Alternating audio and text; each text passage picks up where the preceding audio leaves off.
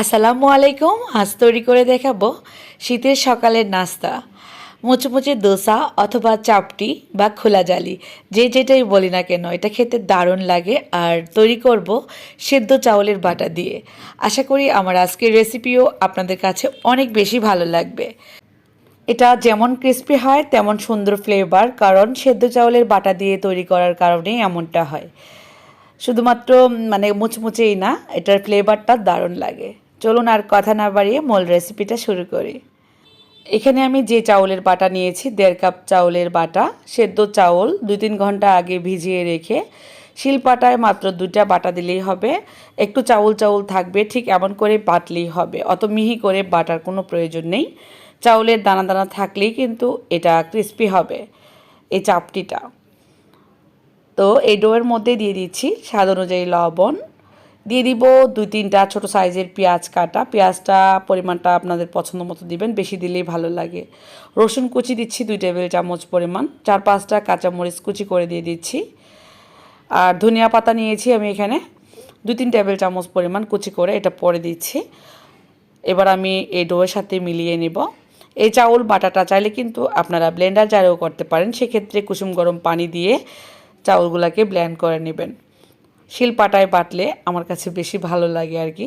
আর যায় যায় শীতে এটা একবার হলো ট্রাই করবেন, খুবই কমন একটা নাস্তা, তারপরেও আমি আপনাদের সাথে শেয়ার করে ফেলছি। কুসুম গরম পানি দিয়ে এবার ব্যাটার তৈরি করে নেব। দিয়ে দিচ্ছি ধনিয়া পাতা। সেদ্ধ চাউলের বাটা দিয়ে এই চাপটিটা তৈরি করলে সুন্দর ফ্লেভার আসে। আর এই ফ্লেভারটার কারণে কিন্তু এটা এমনিতেই খাওয়া যায়, কোনো কিছু ছাড়াই খাওয়া যায়। আবার চাইলে ডিম পোস্ট, তারপর লাল ভর্তার যেটা শুটকির ভর্তা, ধনিয়া পাতার ভর্তা, এগুলো দিয়েও খাওয়া যাবে। ব্যাটার তৈরি হয়ে গেছে, একটু ঘন ব্যাটারই হবে, অত পাতলাও না অত ঘনও না, দেখে নিশ্চয়ই বুঝতে পারছেন। এবার আমি চলে যাব কিচেনে। এই ডাবর চামচ দিয়েই 1 ডাবর চামচ করে দেব আর বানাতে থাকবো। তেল ছাড়াই এটা আমি বানাবো। খালি একটা তাওয়ার মধ্যে এভাবে ছড়িয়ে দিলেই কিন্তু 30 সেকেন্ডের মধ্যেই সেদ্ধ হয়ে যাবে।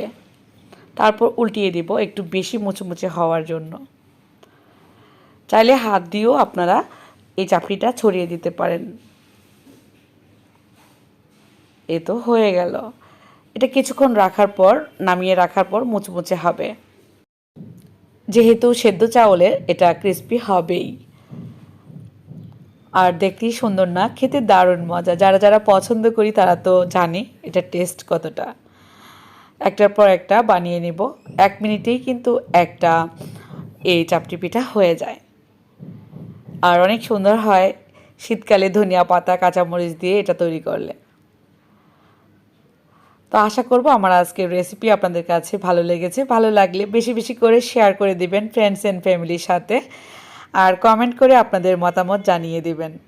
আমি একটু ভেঙে দেখাবো কেমন ক্রিস্পি হয়েছে এটা। এটা কিছুক্ষণ রাখলেই কিন্তু মুচমুচে হয়ে যাবে নামানোর পর গরম জায়গা থেকে।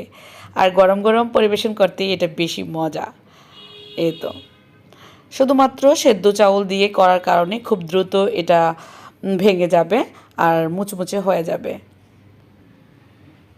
অনেক বেশি মুচমুচে। আজ তাহলে বিদায়, আবারও নতুন রেসিপির সাথে দেখা হবে। সেই পর্যন্ত আল্লাহ হাফেজ।